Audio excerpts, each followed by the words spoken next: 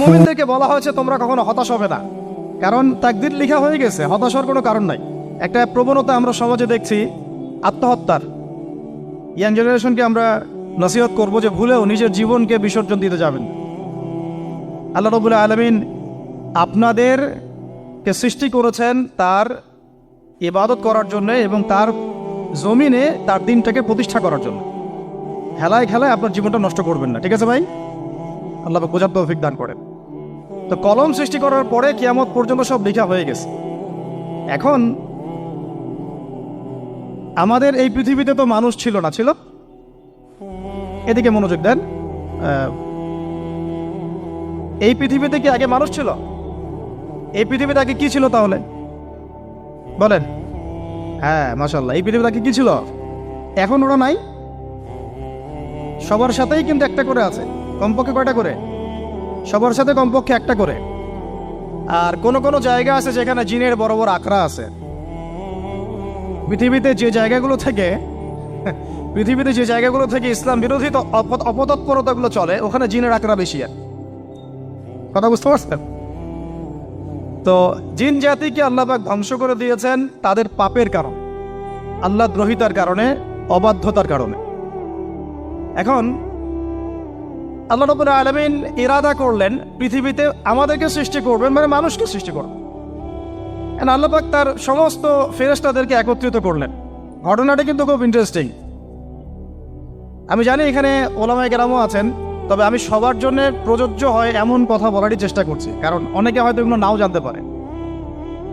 তো আল্লাহ পাকের ভাষায় আমি যদি বলি, আল্লাহ রাব্বুল আলামিন বলছেন, বা'দা আউযু বিল্লাহি মিনাশ শাইতানির রাজীম, وَإِذْ قَالَ رَبُّكَ لِلْمَلَائِكَةِ إِنِّي جَاعِلٌ فِي الْأَرْضِ خَلِيفَةً। হে নবী মুহাম্মদ সাল্লাল্লাহু আলাইহি ওয়াসাল্লাম, তুমি স্মরণ করো সেই সময়ের কথা যখন আল্লাহ তোমার রব সমস্ত ফেরেশতাদেরকে ডেকে বলেছিলেন যে ইন্নী জাইলুন ফিল আরদি খলিফা, আমি জমিনে মানে পৃথিবীতে আমার খলিফা পাঠাতে চাই।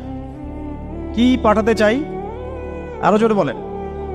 আল্লাহ পাক বলেননি পৃথিবীতে মানুষ পাঠাতে চাই, পৃথিবীতে নতুন কোনো মাখলুক পাঠাতে চাই। আমাদেরকে আল্লাহ পাক সম্মানের শব্দে সম্মানিত করেছেন, বিশেষায়িত করেছেন। আমাদেরকে বলেছেন আমরা আল্লাহর খলিফা, আমরা আল্লাহর খলিফা। এখন আমরা আল্লাহর খলিফা, কিন্তু পৃথিবীতে মানুষ খিলাফা শব্দ সহ্য করতে পারে। হ্যাঁ, কি অদ্ভুত না? এটা কোরআনের কি শেষের দিকে আছে না প্রথম দিকে আছে? সূরা বাকারার একদম শুরুর থেকে 3টা 4টা 5টা পৃষ্ঠা উল্টালে দেখবেন এই একটা আছে। কোরআন তাহলে শুরু থেকে কখনো খুলেও দেখেনি সে ব্যক্তি।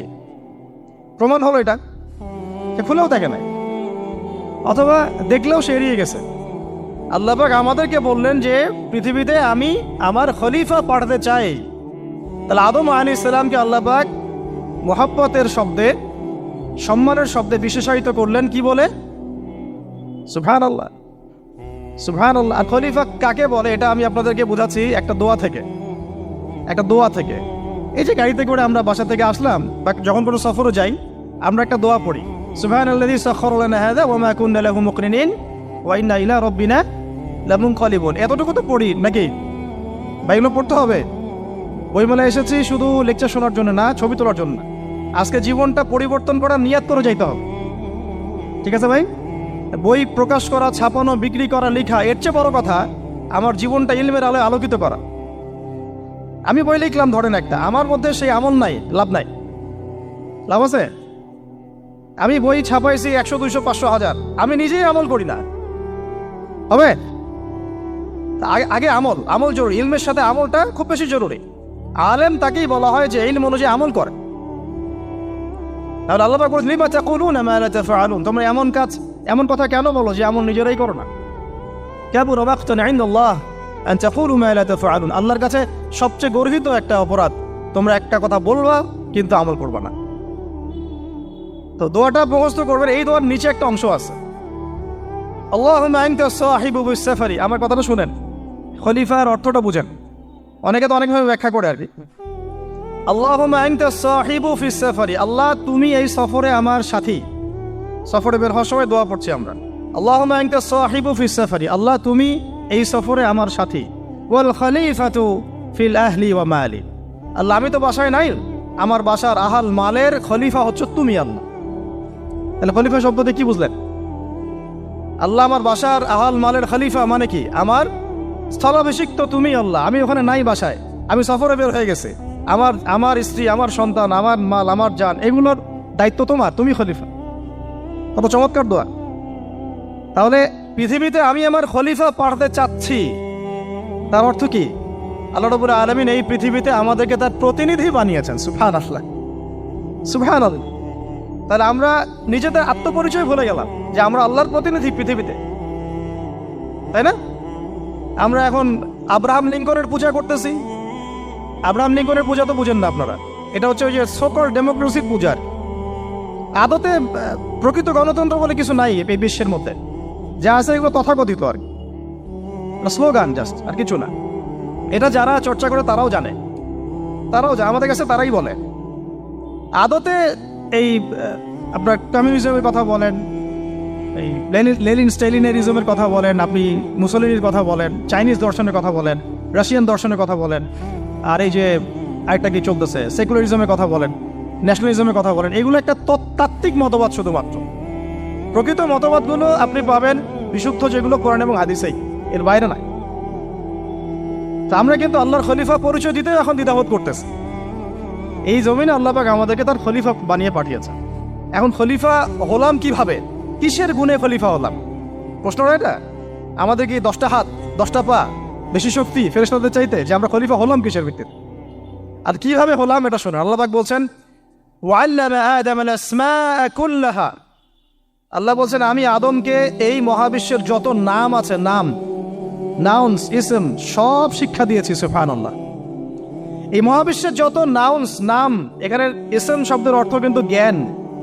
ইসম মানে কি? এখানে জ্ঞান। মহাবিশ্বের যে জ্ঞানগুলো আছে, এই জ্ঞানগুলো আল্লাহ পাক আমাদের আদি পিতাকে শিক্ষা দিয়েছেন। আমাদের আদি পিতাকে আল্লাহ নিজে শিক্ষা দিয়েছেন।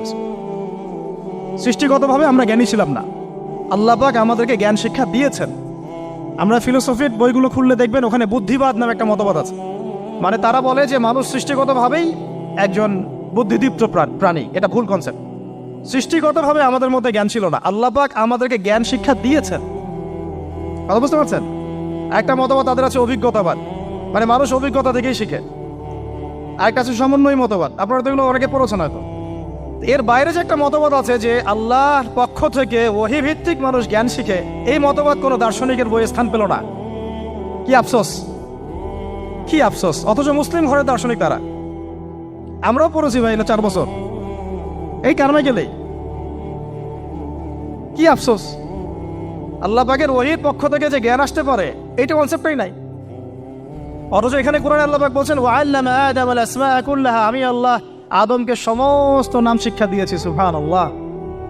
এরপরে এই যে জ্ঞান আদম আলাইহিস সালামকে আল্লাহ পাক শিক্ষা দিলেন, এর ফলশ্রুতিতেই আল্লাহ পাক বললেন যে ওয়াইয কুলনা লিল মালাইকা উসজুদু লি আদম, হে ফেরেশতারা তোমরা এখন আদমকে সিজদা করো। কি ফেরেশতাদেরকে দিয়ে আল্লাহ পাক আমাদের পিতাকে সিজদা করালেন কিসের মানদণ্ডে? কিসের কারণে? জ্ঞানের কারণে। জ্ঞানের কারণে ফেরেশতাদেরকে আল্লাহ পাক বললেন যে এই নামগুলো বলে দাও তো তোমরা। তারা বলতে পারলো না। তারা বললো লা ইলম আল্লাহুম্মা লা ইলমা লানা ইল্লা মা আল্লামতানা, আল্লাহ আমাদের তো সেই জ্ঞান নাই, শুধু ওইটুকু জ্ঞান আছে যা আপনি আমাদেরকে শিখিয়েছেন। তখন আল্লাহ পাক বলেছিলেন যে আমি যা জানি তোমরা তো জানো না। আমি কি বলি নাই যে আমি আসমান জমিনের গায়েবের সব খবর জানি? তখন আল্লাহ বললেন যে তোমরা সবাই সিজদা করো আদমকে। তাহলে আমাদের পিতাকে খলিফা করা হলো, জ্ঞান শেখানো হলো, আল্লাহ পাক নিজে শেখালেন, ফেরেশতা মণ্ডলীদের দিয়ে সিজদা পর্যন্ত করালেন। কিসের মানদণ্ডে? আরো আসতে বলেন, জ্ঞানের মানদণ্ডে। এখন যদি আমরা একটু প্রশ্ন ছুড়ে দেই নিজ নিজ বিবেকে, আমরা কি সেই ওহীর 10টা সূরাও শিখেছি? 10টা পারা কি পড়া হয়েছে কখনো? 10টা সূরারও কি অর্থ জানি? অনেকে তো 10টা আয়াতের অর্থ জানি না। আমরা কি সেই ওহীর 10টা হাদিস শিখেছি? তাহলে আমরা কোথায় সম্মান খুঁজতেছি? পশ্চিমাদের কাছে? বলেন। সত্যি সবচেয়ে আফসোস লাগে আমার একটা জিনিস, যে মুসলিমরা আমরা এখন আমাদের আত্মপরিচয় ভুলে যাচ্ছি, আর আল্লাহ পাক আমাদেরকে যেখানে সম্মান রেখেছে ওইখানে সম্মান না খুঁজে আমরা অন্যের দাসত্বের সম্মান খুঁজতেছি। আল্লাহ আমাদেরকে বোঝার তৌফিক দান করে। এটা অজ্ঞতার কারণে হচ্ছে। আমাদের কাজ তাদেরকে সচেতন করা বা তাদেরকে মেসেজ পৌঁছে দেয়া। আমরা উগ্র পন্থা অবলম্বন করি, আমরা হিকমার সাথে প্রজ্ঞার সাথে মানুষকে বোঝানোর চেষ্টা করি, এগুলো বোঝানোর অংশ। এখন আচ্ছা, আরেকটা কথা আপনাদেরকে বলি, একটা কথা আমি মাঝখানে মিস হয়ে গেছে। এই যে আল্লাহ পাক আমাদেরকে খলিফা করে পাঠিয়েছেন, খলিফার কাজ কি? প্রশ্ন না? আমাদের কাজ কি তাহলে? এই কাজটা আল্লাহ পাক আবার ব্যাখ্যা করেছেন সূরা সদের মধ্যে। কোন সূরায়? সূরা সদ। সদ নামে একটা সূরা আছে, সূরা ইয়াসিনের আগে পড়ে পাবেন। তো এখানে আল্লাহ পাক আরো একজন নবীকে তার খলিফা বলেছেন, সেই নবীর নাম দাউদ আলাইহিস সালাম। কি নাম? আর দাউদ আলাইহিস সালাম কিন্তু এই জেরুজালেম থেকে, যেখানে এখন ওই জায়নিস্টরা বোম্বিং করে আর কি, নিরীহ মুসলিমদেরকে হত্যা করে বিগত 70 বছর থেকে, ওই জেরুজালেম থেকে কিন্তু দাউদ আলাইহিস সালাম বিশ্ব শাসন করেছিলেন। তার পরবর্তীতে তার সন্তান সুলাইমান আলাইহিস সালামও কিন্তু ওখান থেকেই বিশ্ব শাসন করেছিলেন। আর এখনকার বনু ইসরাইল দাবিদার এই জায়নিস্টরা, তারাও কিন্তু ওই ফিকিরই করছে, ওখান থেকে তারা বিশ্ব শাসন করতে চায় এবং তারা মনে করে তাদের একজন মাসিহ আসবে, সেই মাসিহ আসলে তারা বিশ্ব শাসন করবে। আমরা সেই মাসিহের নাম জানি মাসিহুদ দাজ্জাল। কি নাম? এই দাজ্জালকে ওরা ওদের সত্য মাসিহ মনে করে, আমরা জানি হচ্ছে মিথ্যা ভণ্ড প্রতারক মাসিহ, অথচ ওরা মনে করে এটা হচ্ছে সত্য মাসিহ। এই জায়গায় তারা ধোঁকা খাচ্ছে। অথচ সত্য মাসিহ হচ্ছেন ঈসা আলাইহিস সালাম, যিনি আবার শেষ জামানায় আসবেন এবং তার হাতেই এই মাসিহুদ দাজ্জাল মারা যাবে এবং তারপরে পুরো বিশ্বে আবার ওই খিলাফা কায়েম হবে, ওই যে খলিফা, ওটা সারা বিশ্বে কায়েম হবে। এই টাউন হলও বাদ যাবে না ইনশাআল্লাহ। এটা মানুষ মানতে চাচ্ছে না, কিন্তু মানুষ না মানলে কি? আল্লাহ পাকের নকশায় সব আঁকা আছে কখন কি হবে। কে কে কল্পনা করেছিল যে আজকে আপনারা বসে এখানে দিনের আলোচনা করবেন? কল্পনা করা যায় তো? যে শব্দগুলো আপনারা বলছেন এগুলো বললেই তো নাই গায়েব, এখন বলছেন। কেউ কি কল্পনা করেছিল যে হঠাৎ করে এমন একটা সময় চলে আসতে পারে? কেউ কিন্তু কল্পনা করেনি, আল্লাহ পাকের নকশায় ছিল। এখানে আমাদের একটা আফসোসের কথা, এখানে মাস্টারমাইন্ড আল্লাহ রাব্বুল আলামিন। প্রকৃত মাস্টারমাইন্ড কে? আমরা ক্রেডিট নেওয়ার প্রতিযোগিতায় ব্যস্ত হয়ে আছি এখন, কার কত ক্রেডিট নেওয়া যায়। এখানে একক ক্রেডিট পাওয়ার যোগ্য কেউ না, সমস্ত ক্রেডিট কার? আল্লাহ রাব্বুল আলামিন। এটা আল্লাহর সাথে গাদ্দারি করতে যায় না, তাহলে ভুল হয়ে যাবে। কারণ আমি বারবার বলেছি আপনাদেরকে, কোরআন থেকে একটা শিক্ষা আমরা শিখেছি, একটা কম যখন মাজলুম থাকে, দুর্বল মাজলুম জুলুমের শিকার হচ্ছে, আল্লাহ পাক সেই কমটাকে বাঁচান, কোনো না কোনো একজন ত্রাণকর্তাকে পাঠান, কোনো একটা সূরতে আল্লাহ পাক সেই কমকে বাঁচায় দেন। আবার যদি এই নিয়ামতটা পাওয়ার পরে ওই কম আবার এই জুলুম শুরু করে, আবার আল্লাহ দ্রোহিতা শুরু করে, আল্লাহ পাক তার চেয়ে বড় জালেম চাপাই দিন। কথা বুঝতে পারছেন? আল্লাহর সাথে গাদ্দারি করতে চাই না, আল্লাহ পাক আমাদেরকে বোঝার তৌফিক দান করেন। এখন খলিফার কাজটা কোথায় পাবেন? কোন সূরায় ভাই বলেন? সূরা সদে আল্লাহ পাক দাউদ আলাইহিস সালামকে খলিফা সম্বোধন করে বলছেন, ইয়া দাউদ। কি চমৎকার আহ্বান! ইয়া দাউদ, হে দাউদ, ইন্না জাআলনাকা খলিফাতান ফিল আরদ। দেখো, আমি আল্লাহ তোমাকে পৃথিবীতে খলিফা করেছি। কি করেছি? খলিফা করেছে। তোমার কাজ কি শোনো, ফাহকুম বাইনান নাসি বিল হক। বোঝার চেষ্টা করেন একজন খলিফার কাজ কি। খলিফা মানে আল্লাহর প্রতিনিধি, জমিনে যে দায়িত্বশীল, অন্য মানুষের উপরে যে দায়িত্বশীল, তার কাজ ফাহকুম বাইনান নাসি বিল হক, মানুষের মাঝে ন্যায় বিচার প্রতিষ্ঠা করবে, এটা তোমার কাজ। তাহলে এখন যারা আমরা এই জায়গায় আছি বা ভবিষ্যতে আসব, আরও কাল আগাতে থাকবে, সময় আগাতে থাকবে, নতুন নতুন নেতৃত্ব আসবে, সবার ফাংশন একটাই, ফাহকুম বাইনান নাসি বিল হক। আমাদের কাজ হবে মানুষের মাঝখানে কি করা? ন্যায় বিচার, বিচার ফয়সালার ক্ষেত্রে ইনসাফ করা, ন্যায় বিচার করা। তো ন্যায় বিচার তো এখন জাদুঘরে আছে নাকি? হ্যাঁ, কোনো কোনো ক্ষেত্রে আমরা চাই না যে ন্যায় বিচার জাদুঘরে যাক, আমরা চাই আবারও ন্যায় এবং সাম্যের সমাজ প্রতিষ্ঠা। ইনশাআল্লাহ এরপর থেকে আমরা কোনো অন্যায় সহ্য করব না। ইনশাআল্লাহ এরপর থেকে আমরা কোনো জল্লাদতন্ত্র কায়েম করতে দিব না। আমাদের যা আছে তাই নিয়ে প্রতিবাদ হবে ইনশাআল্লাহ। কারণ এখনকার প্রজন্ম প্রতিবাদের ভাষা বুঝে। এখন যদি আপনারা আবার সেই প্রাচীন জুলুমের তন্ত্রে মন্ত্রে ফিরে যান, তাহলে আল্লাহর গজব চলে আসবে, বড় গজব। তো খলিফার কাজ কি ভাই? কি কাজ বললাম বলেন? মানুষের মাঝখানে ন্যায় বিচার প্রতিষ্ঠা করা। আচ্ছা, আরো আছে, আয়াত শেষ হয় নাই। আল্লাহ পাক বলছেন, ওয়ালা তাত্তাবিউল হাওয়া।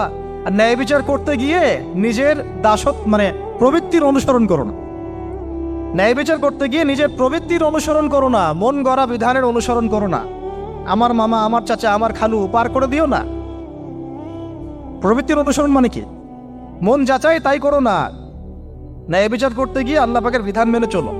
আর সূরা মাইদাতে আল্লাহ পাক বলেছেন আয়াত নাম্বার 44, 45, 47-এ, ওয়ামান লাম ইয়াহকুম বিমা আনজালাল্লাহ ফাউলাইকা হুমুল কাফিরুন। যারা আল্লাহ পাকের হুকুম অনুযায়ী বিচার ফয়সালা করে না তারা কাফির। 45-এ গিয়ে আল্লাহ বলছেন ওয়ামান লাম ইয়াহকুম বিমা আনজালাল্লাহ ফাউলাইকা হুমুল ফাসিকুন। যারা আল্লাহ পাকের বিধান অনুযায়ী বিচার ফয়সালা করে না এরা ফাসিক, পাপাচারী।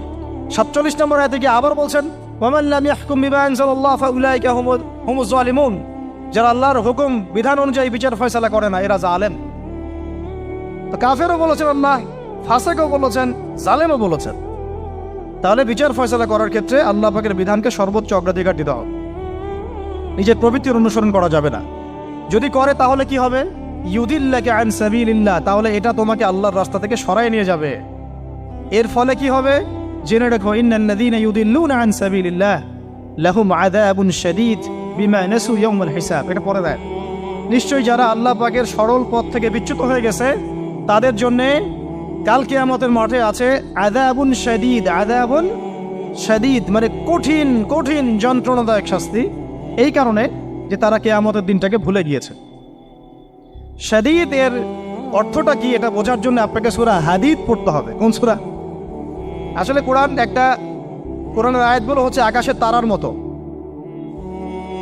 তারা দেখবেন আকাশের, তারা দেখাও সুন্নত। ইসলাম তো রষ্টহীন ধর্ম না রে ভাই, সবকিছুই আছে এখানে। আসলে আমরা জানি না বলে আমরা মনে করি যে এখানে কোনো বিনোদনই নাই, তাই না? এই গান বাজনা না করলে কি হয়? মন শান্তি হয়? এরকম একটা ভাব। যদি আপনি কোরআনের ভিতর ঢুকে যান, আপনার হৃদয়ে এমন নূর আসবে, এমন তৃপ্তি আসবে যে ওগুলো আপনার শুনতে ইচ্ছা করবে না। আপনি কান বন্ধ করে ফেলবেন নিজেই, বলতেই হবে না। এখন কিছু নতুন ইসলামিস্ট আসছে, তারা এগুলোকে ইসলামের অন্তর্ভুক্ত বলে মনে করার দাবি করতেছে যে এগুলো তো নিষেধ নাই, এগুলো তো নিষেধ করা হয় নাই। কতটুকু জানেন ইসলাম সম্পর্কে আপনি? না জেনে কেন কথা বলেন? নবী সাল্লাল্লাহু আলাইহি ওয়াসাল্লাম রাস্তা দিয়ে হাঁটছেন, ওই সময় তো অনেক পূজা অর্চনা ইত্যাদি হতো মক্কায়। তো এখানে ঢাক ঢোলের শব্দ আসছে। নবী সাল্লাল্লাহু আলাইহি ওয়াসাল্লাম নিজের 2 আঙ্গুল কানের মধ্যে ঢুকিয়ে দিলেন, দিয়ে পাশে একজন সাহাবী তাকে জিজ্ঞাসা করছেন হাঁটতে হাঁটতে হাঁটতে হাঁটতে, তুমি কি এখন আওয়াজ শুনতে পাচ্ছ? সাহাবী বলেন, না ইয়া রাসূলুল্লাহ, এখন আওয়াজ শুনতে পাচ্ছি না। তখন তিনি হাত কান বের করলেন। এটা নবীর সুন্নত। আর আমরা নবীর সুন্নতকে উল্টাই দিচ্ছি কিভাবে দেখেন, আমাদের কানেই এখন ইয়ারফোন। উনি যেটা শুনে কান বন্ধ করতেন ওইটা আমরা কানে ঢুকায় রাখছি একবার। আল্লাহ আমাদেরকে বোঝার তৌফিক দান করেন।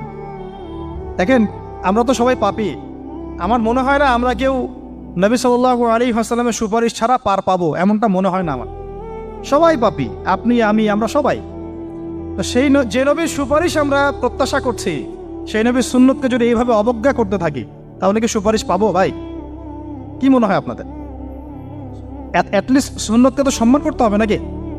আল্লাহ বোঝার তৌফিক দান করেন। আমি তাহলে যেটা বলছিলাম যে আল্লাহ পাকের বিধান অনুযায়ী বিচার ফয়সালা করতে হবে, এটা খলিফার কাজ।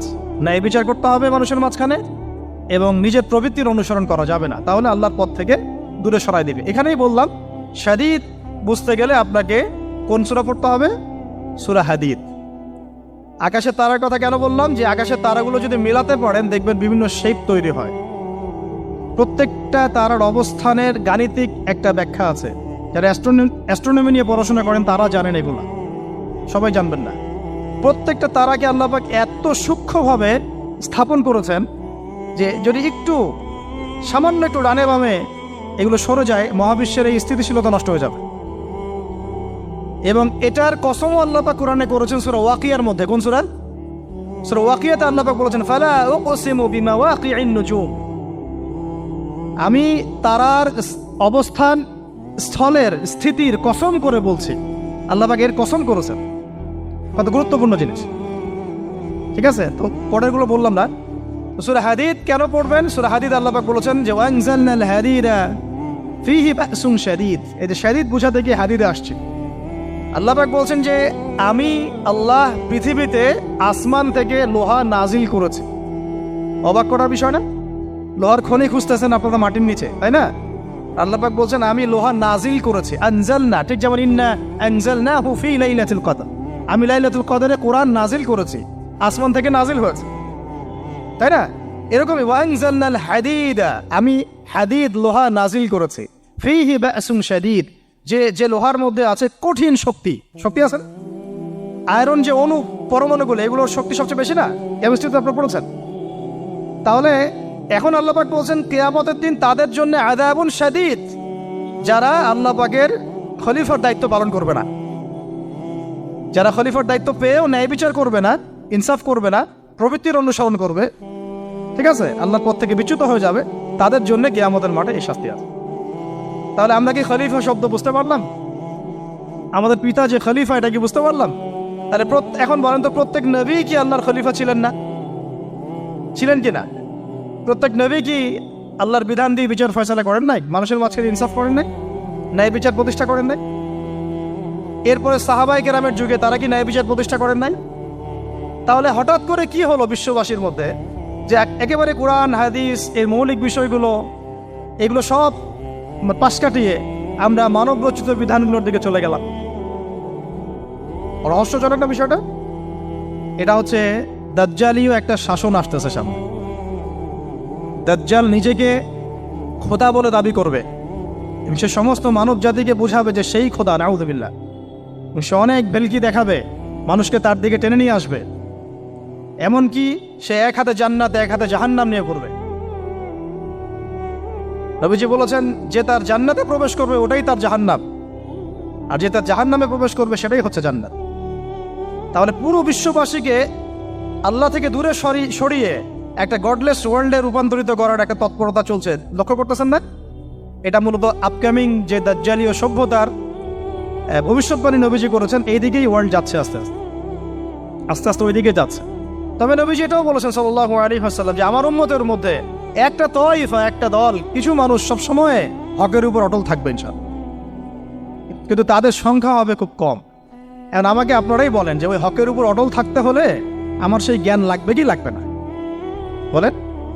যেই জ্ঞান আমাদের পিতাকে শেখানো হয়েছে, দেখবেন প্রত্যেকটা মানুষের মধ্যে কিছু প্রতিভা আছে, সৃজনশীলতা আছে, আছে না? একটা বুদ্ধিদীপ্ত একটা তাড়না মানুষের ভিতরে কাজ করে। এটা কোত্থেকে আসছে জানেন? আমাদের পিতার ডিএনএ থেকে আসছে, আমাদের পিতার ডিএনএ থেকে। আমরা কিন্তু সবাই তার সন্তান। এরপরে পৃথিবীতে মানুষ পাপাচারে যখন লিপ্ত হলো প্রচন্ড রকম, তখন নূহ আলাইহিস সালামকে আল্লাহ পাক পাঠান এবং তিনি প্রায় 950 বছর দাওয়াতের কাজ করলেন, 40টা বা 80টা পরিবার ইসলাম কবুল করল। তখন আল্লাহ পাক এই মুমিনদেরকে বাদ দিয়ে সবাইকে গারদ করে দিলেন, ধ্বংস করে দিলেন। মানে আমরা যারা পৃথিবীতে এখন বেঁচে আছি, যে আপনি আমি, আপনাদের নাম আমি জানি না, আমরা যারা বেঁচে আছি, আমরা কিন্তু কোনো না কোনোভাবে ওই 40 বা 80 পরিবারের সন্তান। আমরা আত্মীয়, কিন্তু আমরা সবাই কিন্তু আত্মীয়, জানেন? 40টা বা 80টা পরিবার বাদ দিয়ে বাকি সব মানুষকে আল্লাহ পাক ধ্বংস করে দিয়েছিলেন নূহ আলাইহিস সালামের মহাপ্লাবনে। ঘটনা জানেন না? 40 বা 80টা পরিবারকে বাদ দিয়ে বাকি সবাইকে আল্লাহ পাক ধ্বংস করেছেন ওই মহাপ্লাবনে। তাহলে এখন এই বিশ্বে যত মানুষ আছে তারা কয়টা পরিবারের সন্তান? ওই 40-80। আমরা কোনো না কোনোভাবে একে অপরের আত্মীয় হই, মুসলিম অমুসলিম সবাই, মুসলিম অমুসলিম সবাই। আমরা যে অসাম্প্রদায়িকতার কথা বলি না, এই শব্দটাকে ভালো অর্থে নেওয়া যায়। কি অর্থে? অন্যান্য ধর্মাবলম্বী মানুষ যারা, তারা তাদের ধর্ম স্বাধীনভাবে পালন করবে, কোনো সমস্যা নেই, আমরা তাদের এই কাজে বাধা দিতে যাব না। একইভাবে আমরা আমাদের ধর্ম স্বাধীনভাবে পালন করব, তারা এখানে কোনো বাধা দিতে পারবে না। সিম্পল। তারা তাদের উৎসব তাদের মতো পালন করবে, আমরা আমাদের উৎসব আমাদের মতো পালন করব। না আমি মূর্তি পাহারা দিতে যাব, আর না আমি মূর্তি ভাঙতে যাব। সিম্পল। আমি পাহারাও দিতে যাব না, ভাঙতেও যাব না। সিম্পল। আমরা কি কুরবানিতে তাদেরকে বলতে পারবো ভাই আসেন আমার বাসায় দাওয়াত খান? এটা হয় কখনো? লাকুম দীনুকুম ওয়ালিয়া দিন, আপনাদের দিন আপনাদের, আমাদের দিন আমার। সিম্পল। এই অর্থে ঠিক আছে। কিন্তু সব ধর্ম মিলে যে নতুন ধর্ম বানানোর চেষ্টা করা হচ্ছে বাংলাদেশে, এটা ঠিক নাই। এটা শুভঙ্করের ফাঁকি। সব ধর্ম মিলে নতুন ধর্ম করার কোনো সুযোগ নাই। আমরা সবাই এক পরিবারের সন্তান। এখন আমাকে বলেন, নূহ আলাইহিস সালামের একটা ছেলে ছিল, নাম জানেন? কি নাম বলেন? কে? না, মাশাআল্লাহ। কয় ছেলে ছিল তার? হ্যাঁ, না, মূলত চারজন সন্তান থেকে বড় বড় চারটা গোত্র সৃষ্টি হয়েছে। শাম এক সন্তানের নাম কি? এটাকে কেন্দ্র করে এই যে সিরিয়ান কন্টিনেন্টে, পুরো প্যালেস্টাইন, সিরিয়ান, অ্যারাবিয়ান কন্টিনেন্টে যত মানুষ, তার বংশধর। ঠিক আছে? হাম, একটা সন্তানের নাম হাম। এখান থেকে আফ্রিকার যে কালো কালো মানুষগুলো সব তাদের বংশধর। একটা হচ্ছে ইয়াফাস, ইউরোপিয়ান যারা সাদা চামড়া, সব এদের বংশধর। আরেকটা যে কেনান। এই ছেলেটা কি বলেছিল?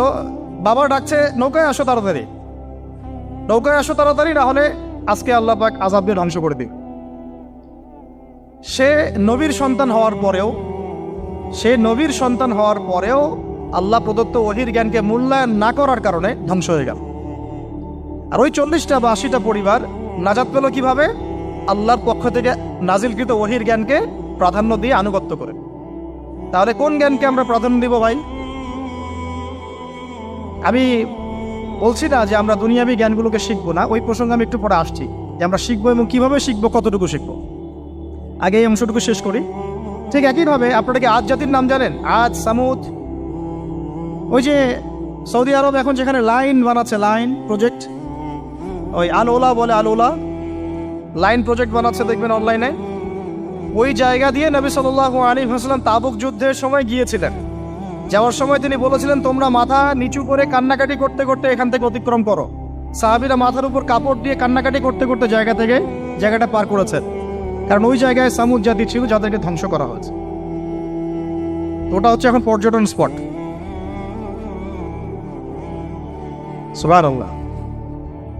তো আদ এবং সামুদ জাতিকে আল্লাহ পাক ধ্বংস করলেন, কিন্তু তাদেরকে করেন নাই যারা ওহীর জ্ঞানকে প্রাধান্য দিয়েছেন। ইব্রাহিম আলাইহিস সালাম কোন জ্ঞানের বদৌলতে আল্লাহকে চিনলেন? মানব রচিত জ্ঞান নাকি আল্লাহর পক্ষ থেকে নাজিলকৃত জ্ঞান? বলেন।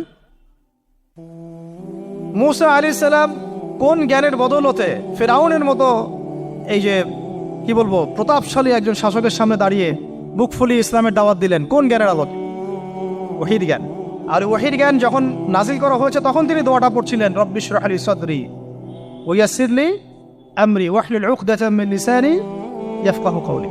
প্রত্যেক নবী, ইউসুফ আলাইহিস সালাম কারাগারে 12 বছর থেকেছেন।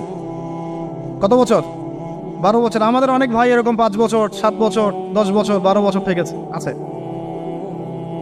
এমনও মানুষ আছে, এখন বলা যায় তাই বলি, যে ওই যে একটা শব্দ শুনেছেন, আয়না ঘর, ওখানে দীর্ঘদিন ছিল, তারপরে নাই, কোথায় গেছে আল্লাহই ভালো জানে। ইউসুফ আলাইহিস সালামও এরকম কারাগারে ছিলেন। কত বছর? 12 বছর। কিন্তু আল্লাহ পাক তাকে এমন একটা জ্ঞান শিক্ষা দিয়েছিলেন, তিনি স্বপ্নের ব্যাখ্যা বলতে পারতেন, যে কোনো স্বপ্নে। রাজা স্বপ্ন দেখলেন যে 7টা গাভী, জীর্ণ শীর্ণ গাভী মোটা তাজা গাভীকে খেয়ে ফেলছে, স্বপ্নের ব্যাখ্যা কেউ দিতে পারে না। কিন্তু ওই জেলখানায় 2 জন ছাড়া পাওয়া মানুষ, ছাড়া পাইছে 2 জন আর কি, 2 জনের মধ্যে একজন বেঁচে আছে, একজন নাই। মানে 2 জন বসে বসে ইউসুফ আলাইহিস সালামকে বলছিলেন যে আমরা একটা স্বপ্ন দেখলাম যে আমার মাথায় রুটি আছে, পাখি এসে রুটি খেয়ে ফেলছে। আর আমি স্বপ্ন দেখলাম যে আমি শরাব পান করাচ্ছি, ব্যাখ্যা কি ইউসুফ? তোমাকে সত্যবাদী বলে জানি। ইউসুফ আলাইহিস সালাম বললেন, তোমার মাথায় রুটি যেটা খেয়ে নিচ্ছে তার মানে তোমাকে শুলদণ্ড দেওয়া হবে, আর তুমি যে পানি পান করাচ্ছ তার মানে তুমি নাজাত পাবে, ছাড়া পাবে। হলেও তাই। আর যে নাজাত পাবে তাকে ইউসুফ আলাইহিস সালাম বলে দিলেন যে তুমি রাজদরবারে গিয়ে আমার কথা বলো, আমার কথা আলোচনা করো। তো সে ভুলে গিয়েছিল। পরে যখন এই স্বপ্নটা দেখলো বাদশা, তখন বাদশা সবাইকে ডাকলো, ডেকে বললো যে এই গাভীর স্বপ্নের ব্যাখ্যা কি। তখন এই ব্যক্তির মনে পড়ছে, আর ইউসুফ তো ব্যাখ্যা দিতে পারে।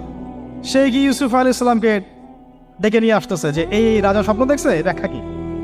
স্বপ্ন কিন্তু আপনার কাছে শুনে একটা স্বাভাবিক মনে হচ্ছে, আরে গাভীর আবার স্বপ্নের কি ব্যাখ্যা? তখন ইউসুফ আলাইহিস সালাম ব্যাখ্যা দিলেন যে 7 বছর ফসল ফলবে আপনাদের এলাকায়, তারপরের 7 বছর হবে দুর্ভিক্ষের সময়।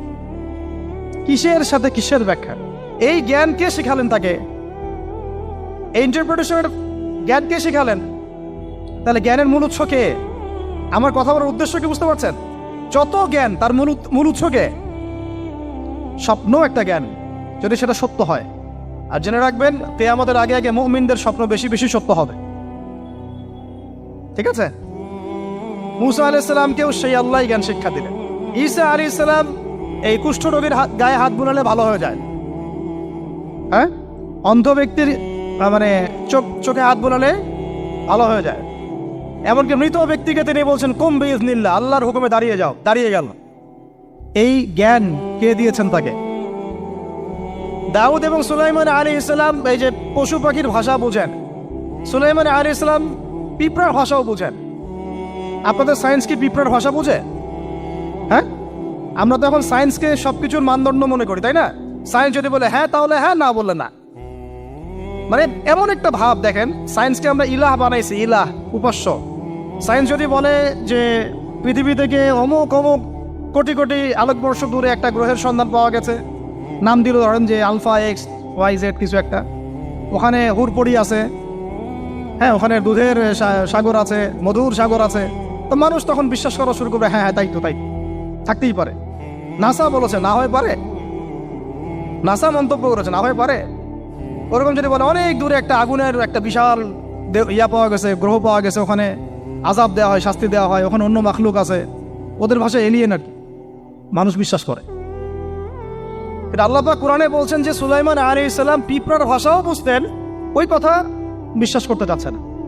সুলাইমান আলাইহিস সালাম বাতাসে ফ্লাই করতে পারতেন, এটা বুঝতে পারতেছেন না, বিশ্বাস করে না। তাহলে ওই প্রযুক্তি না থাকলে এয়ারক্রাফট কিভাবে আবিষ্কার করলেন? যে প্রযুক্তিগুলো পৃথিবীতে চলে গেছে ইতিমধ্যে, ওগুলো ভবিষ্যতেও আসতে পারে। যেমন একটা প্রযুক্তির কথা বলি, সুলাইমান আলাইহিস সালাম বসে আছেন, একজনকে বললেন না সাবার রানী বিলকিসের সিংহাসন কে নিয়ে আসতে পারবে? একজন বললো যে আপনি উঠে দাঁড়াইতে যতক্ষণ সময় লাগে এর মধ্যে নিয়ে আসুন। উনি বললেন যে হবে না, এটাতে হবে না, তুমি স্লো, তুমি 3G 4G না, এত স্লো স্পিডে আমার হবে না। এই কথা বলেন নাই, মজা করলাম আর কি। আমাদের ইউটিউবাররা আবার এই অংশ কাট করে আবার প্রচার করে দিতে পারে। দেখেন কিসের সাথে কি ব্যাখ্যা করলো। কোরআনকে 3Gর সাথে তুলনা করলেন আবু তহাদ না, ব্যাস কাম সারা দেশে ওইটাই ইস্যু। তখন মহা মুসিবত, মানে বাঙালি জাতির মধ্যে দিন প্রচার করা। আমাদের সালাফদের ভাগ্য ভালো যে তারা আগেই, মানে এই প্রযুক্তি আসার আগেই দুনিয়া থেকে তারা চলে গেছে। মুশকিল না, যত ইস্যু এগুলোর কারণেই সৃষ্টি হয়। তো যাই হোক, প্রসঙ্গে আসি, কোথায় ছিলাম ভাই, যে কথা হারায় ফেললাম। হ্যাঁ, আরেকজন বললেন যে না, আপনি চোখের পলক ফেলতে যতক্ষণ লাগে এর মধ্যে দেখবেন সিংহাসন সামনে। সুবহানাল্লাহ, কি প্রযুক্তি বলেন! এই প্রযুক্তির সামনে কি বিশ্ববাসী যেতে পেরেছে? দেখেন সুলাইমান আলাইহিস সালামের বাতাসে ফ্লাই করাটা কিন্তু এখন পৃথিবীতে খুব কমন হয়ে গেছে। আমরা সবাই ফ্লাই করতেছি বাতাসে, তাই না?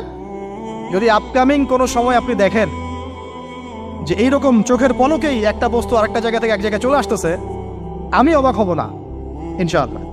কারণ কোরআনে অতীতে এই ঘটনার দলিল আছে।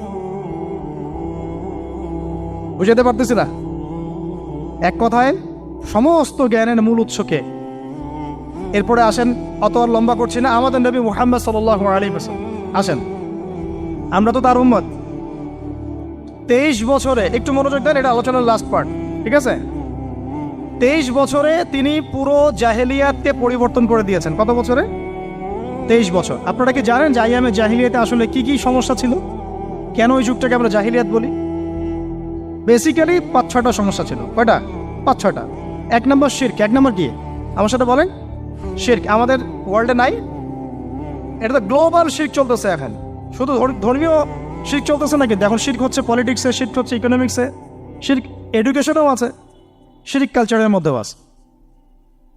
কথাগুলো বুঝতে হবে একটু গভীরভাবে। তখন সমস্যা ছিল রিবা, সুদ। এখন নাই।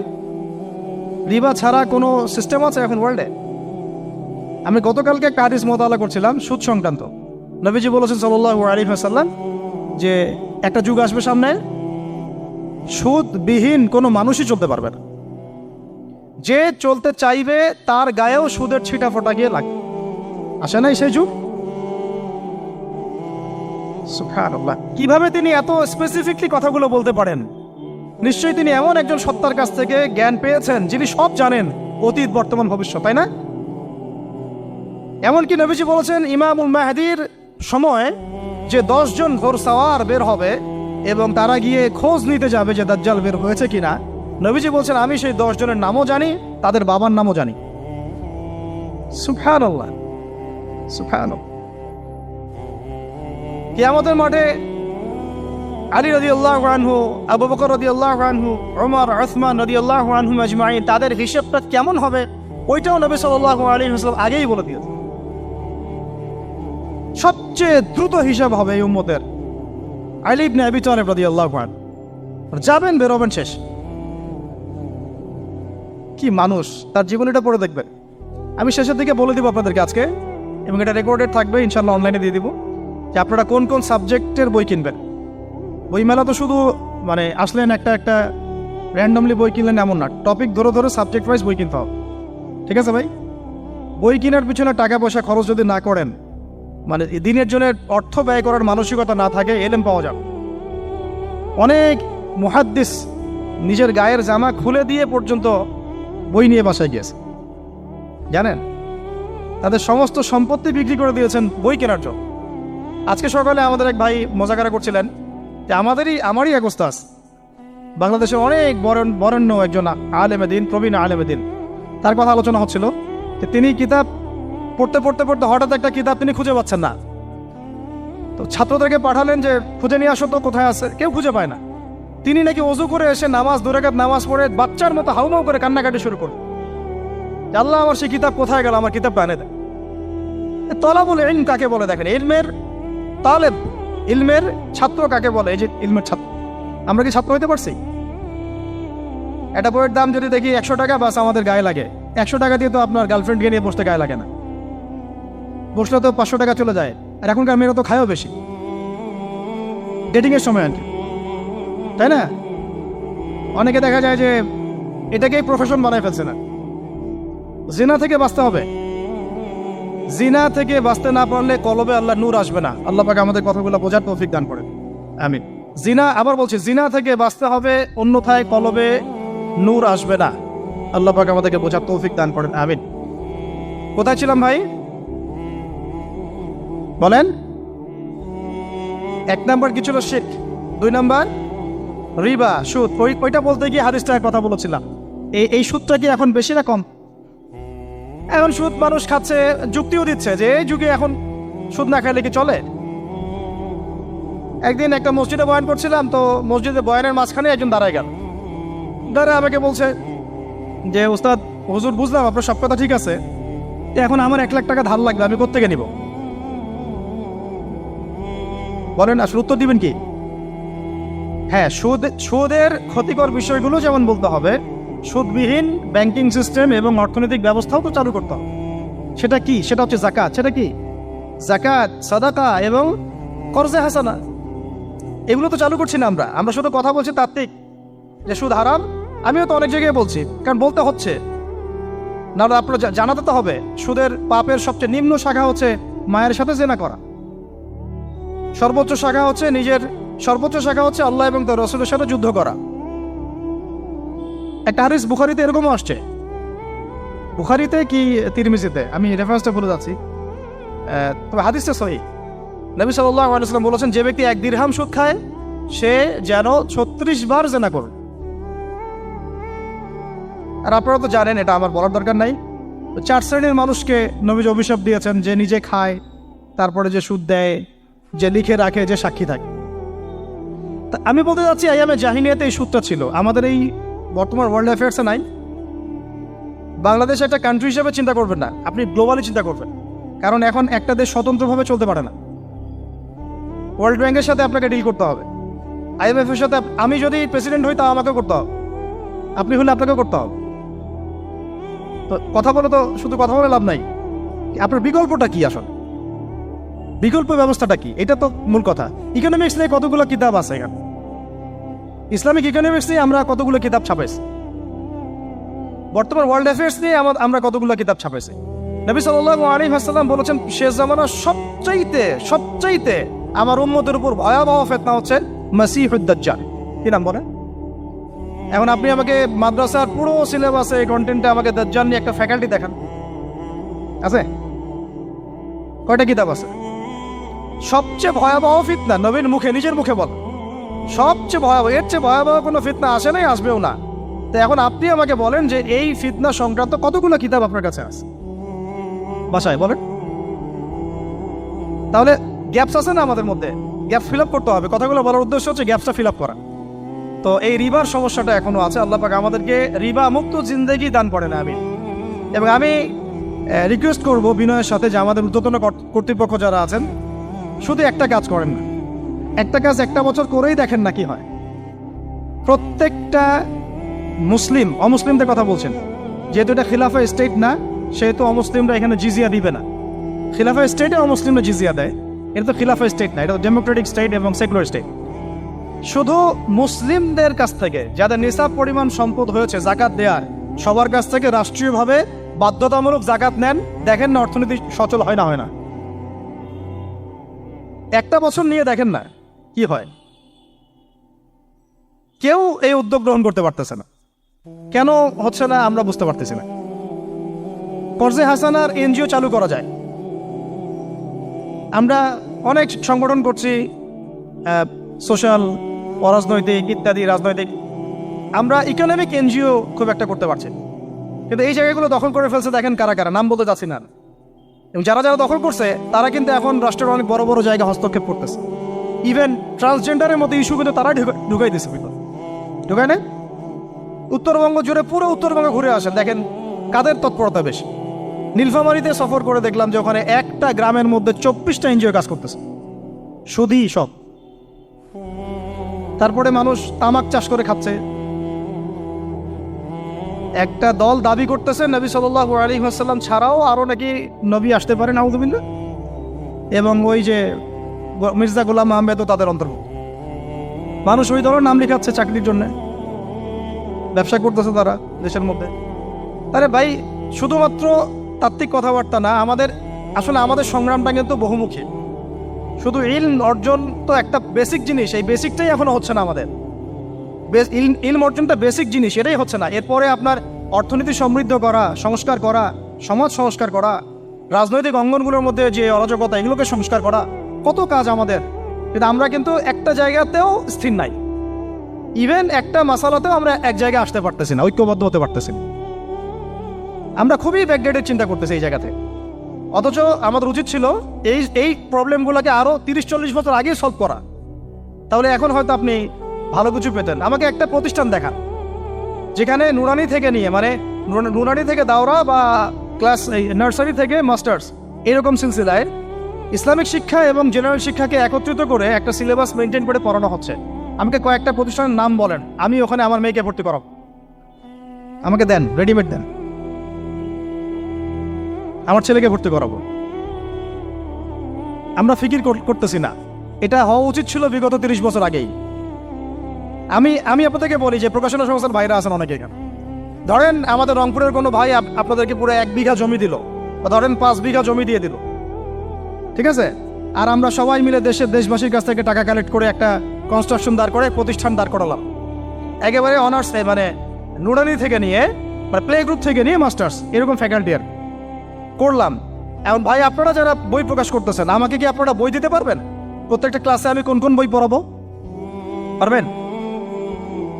আমাকে কি সিলেবাস দিতে পারবেন? কথা বলেন। প্লে গ্রুপে কোন কোন বই পড়াবো আমাকে দেন। নার্সারিতে দেন, STD 1-এ দেন, 2-তে দেন, 3-তে দেন, 5-এ দেন। এভাবে আপনি আমাকে ক্লাস 10 পর্যন্ত দেন।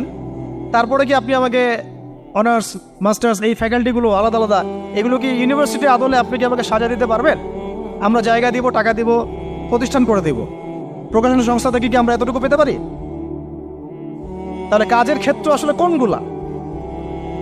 আজকে আদনান ভাইয়ের একটা বই নিয়ে পড়তেছেন, কালকে অমুক ওস্তাদের একটা বই নিয়ে পড়তেছেন, আজকে এইটা, কালকে সেইটা। কনস্ট্রাকটিভ পড়াশোনাটা কোথায়? ধরেন এই যে আমাদের এক ভাই, পরিচিত ভাই, ওই ভাই যদি বলে যে আমি ভাই একসময় দিনের পথে ছিলাম না, এখন ইসলামের পথে আসছি, তো আমি এখন আলেম হইতে চাই। কি হইতে চাই? আলেম হইতে চাই, কিন্তু আমার মাদ্রাসায় পড়ার কোনো সুব্যবস্থা নাই। আচ্ছা, এখন কি তাকে আমরা 5 বছর বা 10 বছরের মধ্যে আলেমের সমপর্যায়ে নিয়ে যেতে কি পারবো? সেই সিলেবাস কি আমার কাছে আছে? বলেন। অথচ বিশ্বাস করেন, আরবি ভাষা না জানলে কেউ কোরআন জানতে পারবেই না। আমি এখন এটা শক্ত করে বলি যে কোরআন শেখা যেমন ফরজ, আরবি ভাষাটা শিক্ষা করাও ওয়াজিব। এখন আমাদের 80% জেনারেল শিক্ষিত ছেলে পেলে কিভাবে আরবি শিখবে? কিভাবে তারা আকীদা শিখবে? কিভাবে তারা কোরআনের তাজবিদ শিখবে, তাদাব্বুর শিখবে, তাফসির শিখবে, হাদিসের এরাব দেওয়া শিখবে, এবারত পড়া শিখবে, কিভাবে তারা নাহু সরফের জ্ঞান অর্জন করবে, কিভাবে তারা উসুলের জ্ঞান অর্জন করবে, কিভাবেই বা তারা বড় বড় ধরেন ফেকা শাস্ত্রের জ্ঞান, তারপরে এদিকে উসুলে হাদিসের জ্ঞান, তাফসিরের জ্ঞান, আরও বড় বড় ফ্যাকাল্টিগুলো, কিভাবে তারা বড় পর্যায়ের আলেম হবে আমাকে বলেন। প্রোডাক্ট দেন, প্রোডাক্ট, এবং এমন এমন আলেমের প্রোডাক্ট যে আলেমরা সারা ওয়ার্ল্ডকে ডিল করতে পারে, মানে ইন্টারন্যাশনাল স্কলার। এখান থেকে যাবে ইউকেতে গিয়ে দাওয়াতি কাজ করে আসবে, অস্ট্রেলিয়ায় গিয়ে দাওয়াতি কাজ করে আসবে, মালয়েশিয়ায় গিয়ে দাওয়াতি কাজ করে আসবে, আন্তর্জাতিক মানের আলেম আমরা কি জেনারেল শিক্ষিত ব্যাকগ্রাউন্ড থেকে তৈরি করতে পারবো? পারছি কি? আর আপনারা আমাকে বলেন তো ভাই, যে কত পার্সেন্ট মানুষ জেনারেল শিক্ষিত আর কত পার্সেন্ট মানুষ মাদ্রাসায় শিক্ষিত? কাদের পরিসংখ্যানটা বেশি? তারা কি, তাদের কোনো অবদান রাখার কোনো সুযোগ নাই? এখন যদি এই ক্লাসিক্যাল পড়াশোনা না হয়, ইলমের এই গভীরতায় না যায় এবং বড় বড় ওলামায়ে কেরামদের সোহবতে তারা না আসে, তাহলে কিভাবে তারা বিশুদ্ধ ইসলাম শিখবে আর প্রচার করবে আর প্রতিষ্ঠা করবে?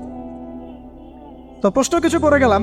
আজকে প্রশ্নগুলো রেখে যাচ্ছে এই কারণে যে এগুলো নিয়ে আপনারা ভাববেন, যে আপনারা আমাকে একটা ইসলামিক ইউনিভার্সিটি করার মতো বইপত্র আমাকে বানায় দেন না। দায়িত্ব নেন কেউ, আপনারা সবাই মিলে দায়িত্ব নেন। আমি এখানে একটা স্কুল আছে আমাদের ছোট্ট, তহাজিন নুরাইন ইসলামিক স্কুল। এই স্কুল আমরা করেছি প্লে, নার্সারি, কেজি 1, 2, 3, 4, 5 এতটুকু, ট্রাইলিঙ্গুয়াল, মানে বাংলা মিডিয়াম, আর Bangla medium English version, medium না ইংলিশ ভার্সন, আর অ্যারাবিক।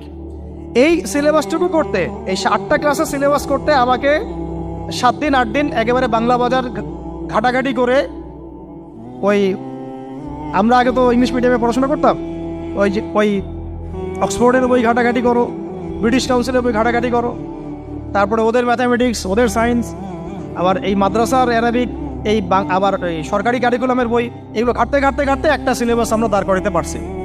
মাত্র 5টা ক্লাস পড়তে পারবে। এরপরে এটা করতে গিয়ে যে দেখলাম যে আসলে এগুলোর যে এত ঘাটতি আছে বাজারে, রেডিমেড কোনো প্রোডাক্ট এগুলোর নাই।